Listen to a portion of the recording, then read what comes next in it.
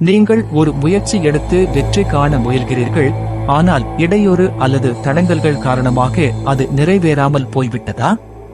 உங்கள் மனவருத்தத்தை நீக்கி வெற்றியை அடைய நரசிம்மரின் இந்த மந்திரத்தை சொல்லுங்கள். இந்த மந்திரத்தின் சக்தி நடக்காததையும் நடத்தி காட்டும். யஸ்ப அபவத் பக்தஜன ஆர்த்திஹந்து பித்ருத்யம் அநியன அவிசாரிய துர்ணம் ஸ்தம்பே அவதார தம் அனநிய லப்யம் லக்ஷ்மி நரசிம்ஹம் சாணம் பிரபத்யே. இந்த ஸ்லோகத்தை சொல்ல முடியாதவர்கள் பொருளைச் சொல்லுங்கள்.